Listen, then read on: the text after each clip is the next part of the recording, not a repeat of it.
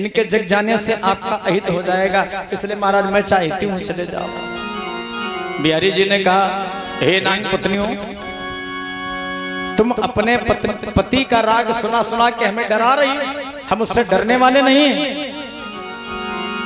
दे जगा तनिक अपने पति को, कुछ बात उसी से करना है। जब मरने को ही आया हो तो फिर मरने से क्या डरना है। और तुम हमें छोटा देखो भले, हमें पहचान नहीं रही हो, हम हैं क्या? हम ही ऐसे छोटे बालक दुष्टों का मान गिराएंगे, और हम यदुवंशी बंसी वाले बंसी इस जगह बजाएंगे। हम यदुवंशी बंसी वाले।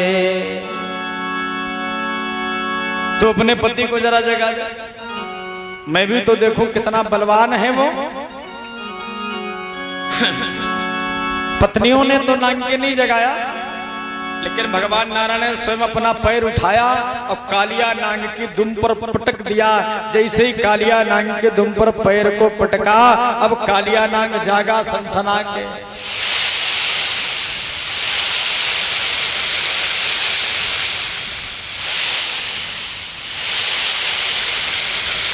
बिहारी जी के शरीर से लिपट गया, ठाकुर जी महाराज के शरीर में पूरा लिपट गया। अब जब नारायण के शरीर में लिपट गया तो प्रभु ने अपना शरीर बढ़ाना प्रारंभ कर दिया। जैसे लंका को जाते समय श्री हनुमान जी महाराज को सुरसा मिली थी। सुरसा नाम अहिन कै माता, और पठईन आई कही तही बाता। आज सुरन मोहि दीन आहारा, सुनत बचन कहा पवन कुमारा। कहने लगी, आज देवताओं ने मुझे भोजन दे दिया। हनुमान जी ने कहा, भैया तुम अभी हमें खाओ ना। कब खाना? बोले राम काज कर फिर मैं आमो, और सीता कई सुध प्रभुई सुनावो। और तब तब बदन पैठियों आई, सत्य कहो मैं जान दे माई। अभी इस बार हमें छोड़ दीजिए। सुरसा ने कहा, इसे कैसे छोड़ दो? ऐसे थोड़े तुम्हें छोड़ देंगे।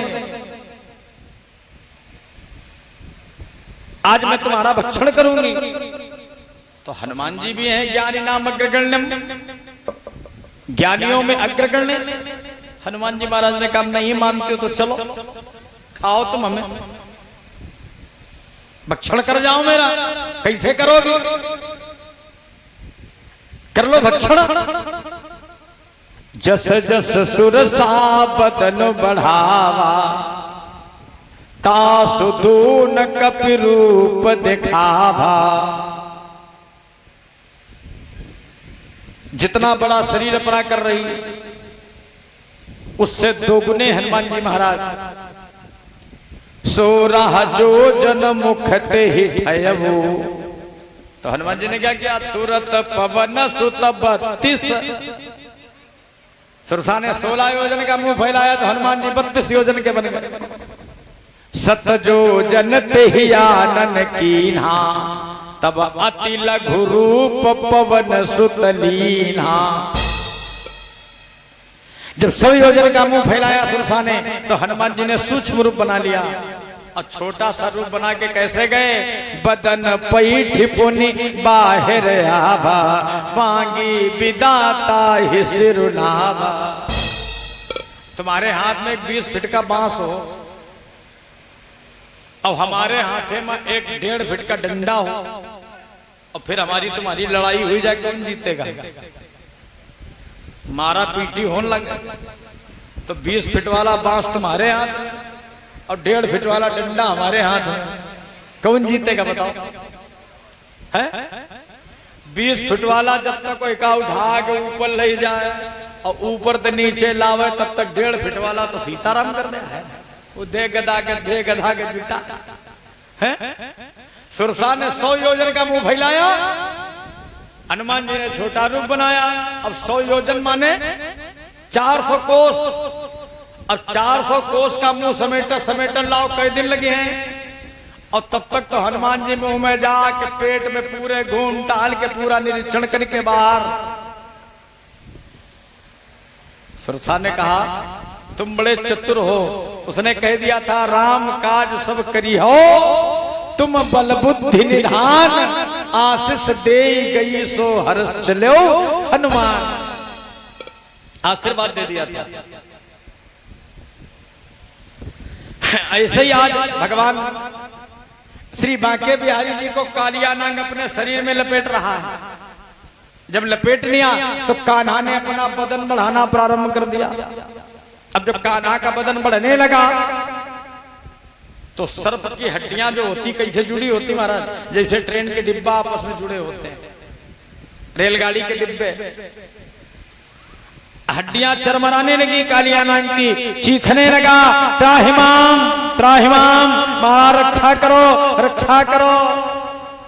भगवान ने कहा सठम साठम समाचरे, तुम हमें मारने जा रहे थे, अब हम तुम्हें मार रहे हैं, चीखो। कितना चीखोगे और चिल्लाओ। नाग की नहीं सुनी, लेकिन नाग पत्नियों की सुन ली भगवान ने। जैसे नाग पत्नियां आगे आगे दौड़ करे, इत्थम सनाग पत्नी भी भगवान समभीष्टुतः, मूर्छितम भगन शिरसम बिसर सर जान कोटने। जब देखा कि मेरा पति मूर्छित होने जा रहा है, तब आज वो नाग पत्नियां दौड़कर सामने आ गई और अपना आंचल फैला करके कहने लगी हे नाथ, भवान ही कारणम तत्र सर्वज्ञो जगदीश्वरा। एक करुणा कर हे दीनानाथ, हम तामसी जीव हैं, हम आपकी पूजा भजन करना नहीं जानते। मंत्रहीनम क्रियाहीनम भक्तिहीनम जनार्दना, यत्पूजितम मया देव परिपूर्णम तदस्तु में। महाराज हमें मंत्र तंत्र पूजा पाठ करना कुछ नहीं आता है, फिर भी हम आपकी प्रार्थना कर रहे हैं, आप मुझ पर कृपा करें, मेरे पति के प्राण छोड़ दें, मेरे पति को जीवन दान दे दें, उन्हें मत मारें। भगवान ने नाग पत्नियों को जब आंचल फैलाए देखा तो प्रभु ने जीवन दान दे दिया कालिया को। परंतु कहा अब तुम यहाँ रहोगे नहीं। बोली महाराज जहां आप बताओ वहां रह जाए, कहां चले जाए।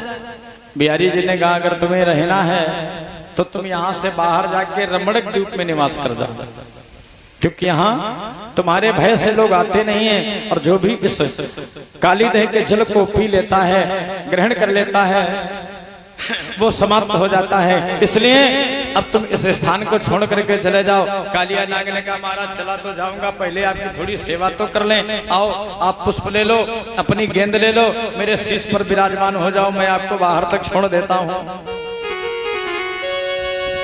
आज कमल पुष्प ले लिए, गेंद ले ली और नारायण को अपने शीश पर विराजमान कर लिया। निकल के चल पड़ा लेकर के। आए महाराज जी बाहर। जब जल के बाहर आए, मैया यशोदा ने दौड़कर अपने लाला को, अपने कान्हा को अपने हृदय से लगा लिया। अब लोग यहाँ पूछने लगे कि बताओ श्याम, तुमने उस कालिया नाग को कैसे पछाड़ दिया।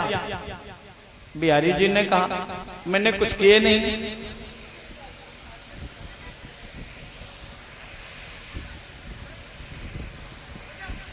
बिहारी जी ने कहा मैंने कुछ किया नहीं।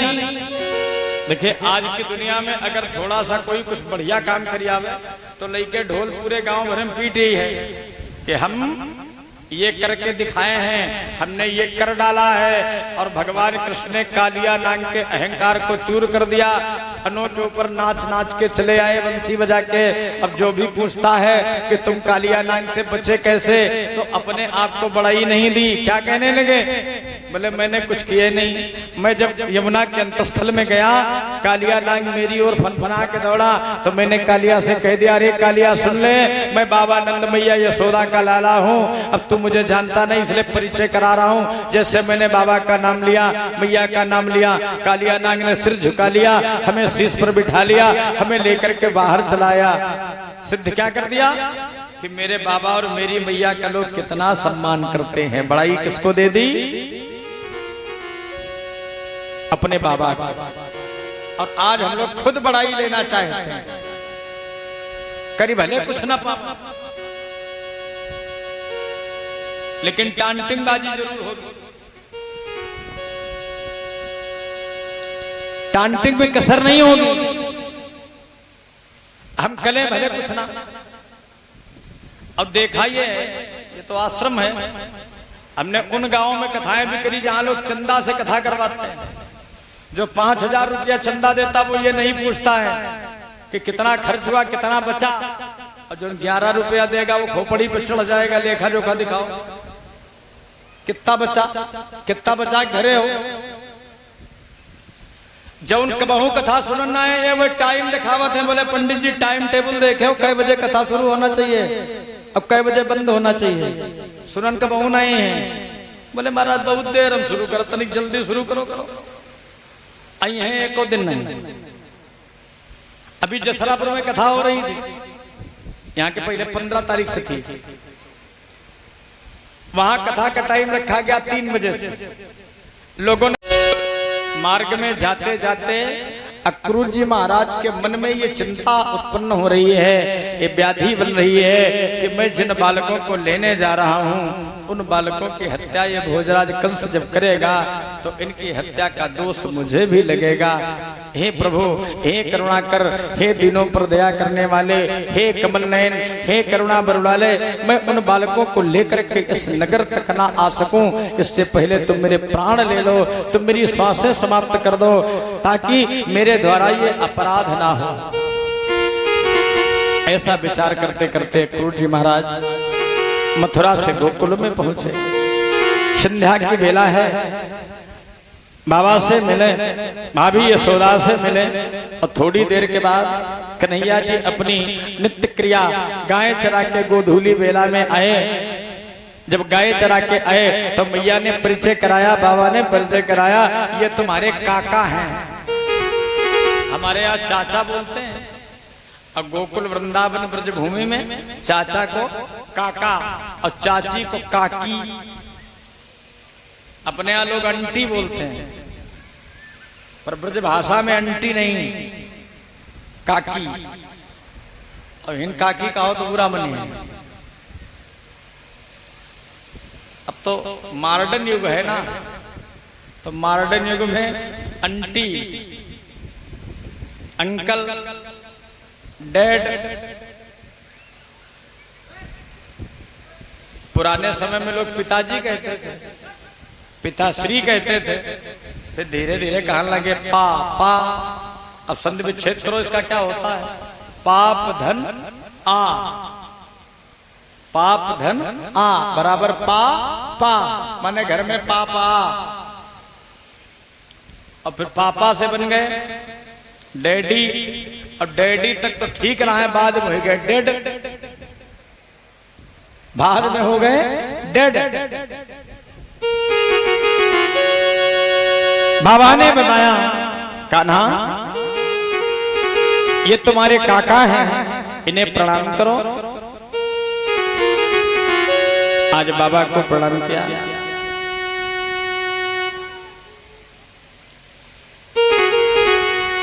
मिले कहाँ हैं? जहां पर गैया दूही जाती हैं, क्योंकि गाय चरा के आए हैं ना। दर्शनम कृष्णम रामम चव्रजे गोदोहनम गतौ पीतनीलांबरधरौ शरदंबुरो है छड़ो। महाराज जी दोनों भाइयों को अक्रूर जी जहां मिले वो स्थान है गोदोहन, स्थान जहां पर गैया दुही जाती हैं, ऐसे स्थान पर विराजमान देखा। श्याम सुंदर श्री कृष्ण पीताम्बर धारण किए हुए थे और गौर सुंदर बलराम जी नीलांबर धारण करे हैं।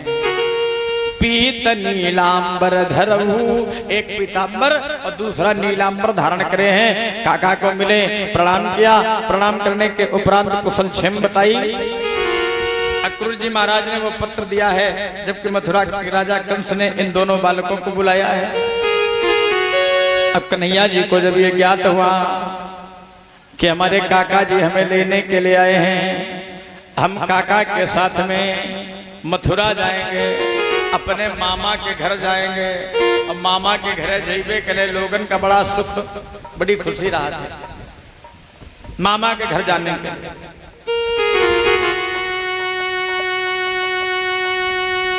बच्चों से अगर कह दो कि ननिहाल जाओगे मामा के घर, तुरंत तैयार। अब कन्हैया जी तो कभी मामा के घर गए नहीं, पहली बार अवसर आया है कि मामा के घर जाने को मिल रहा है। जसोदा मैया से कह रहे मैयारी मैं भी जाऊंगा अपने मामा के घर में। आज पहली बार तो मुझे मेरे मामा ने बुलाया है, पहली बार मुझे मामा के घर जाने का अवसर मिल रहा है। मैया मुझे अनुमति दे दे, मैं अपने मामा के घर जाऊंगा। यशोदा मैया जान रही है दुष्ट कंस ने कितनी बार अत्याचार कर दिए है, मैं कैसे भेज दे। कन्हैया ने घुमा दिया, बहा दी उल्टी गंगा। बोले मैया मैं तुझे एक बार बोलता हूँ माँ, तो तू अपनी गोद में बिठा के मुझे माखन मिश्री खिलाती है, और तेरे भाई को 2 बार बोलूंगा माँ माँ। तो जब तुझे एक बार कहूँ माँ, तू खिलाए माखन मिश्री, तो तेरे भैया को 2 बार बोल दूं माँ माँ, तो तू सिंगल अम्मा, वो डबल अम्मा नहीं है। तो जब डबल माँ है तो डबल प्रेम भी तो करेगा, इसलिए जाने दो। अनुमति ले ली जाने की। मैया ने तो अनुमति दे दी, बाबा ने अनुमति दे दी। जितने बाल बाल साथी थे सब तैयार हो गए। बोले कन्हैया देख मैं भी तेरे साथ मामा के घर चलूंगा, क्योंकि तेरी मैया सो मेरी मैया, तेरो बाबा सो मेरो बाबा, तेरी गैया सो मेरी गैया, तो तेरो मामा सो मेरो मामा ही हुआ ना। इसलिए मैं भी तेरे साथ मामा के घर चलूंगा, मुझे भी ले चलो। ग्वाल वृंद भी जाने को तैयार हो गए। अब थोड़ी देर में ये संदेशा फैल गया। कैसे? थोड़ी देर में ये संदेशा संपूर्ण ब्रजमंडल में फैल गया कि आज मेरा सामरा, मेरा कृष्ण इस गोकुल गांव को छोड़ करके मथुरा को जा रहा है। और जब ये संदेशा फैला तो राधा जी, ललिता जी, विशाखा जी, जितनी भी गोपियां हैं ब्रजमंडल की, जो अपने घरों में इनको सुंदर माखन खिलाया करती थी, आज वो सब अपने अपने घरों से निकल करके आ गए। कान्हा से कहती रे कन्हैया क्या तुम मस्तुता जा रहे हो? हाँ क्यों जा रहे हो? और जा रहे हो तो फिर हमको साथ लेके जाओ। श्याम ने अनुनय विनय करी, इन्हें मनाया। ये सब रथ के आगे मार्ग में लेटी थी, मार्ग नहीं दे रही थी। जैसे तैसे करके बिहारी जी ने इनको 2 दिन को वचन दिया है आने का। कब आएंगे? बोले परसों आ जाएंगे। आज मामा के घर जाना है, कल धनुषज्ञ का दर्शन करना है और परसों को वापस आ जाना है। परसों को कह करके महाराज जी मार्ग मांग लिए, रास्ता मांग लिए। गोपियों ने कहा परसों ना आए तो? भगवान ने कहा परसों आ जाऊंगा, वचन दे दिया। परसों की आने की कह करके चले। रथ को चलते देखकर,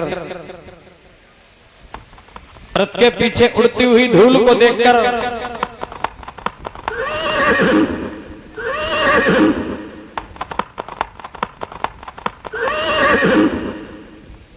बेचारी गोपियां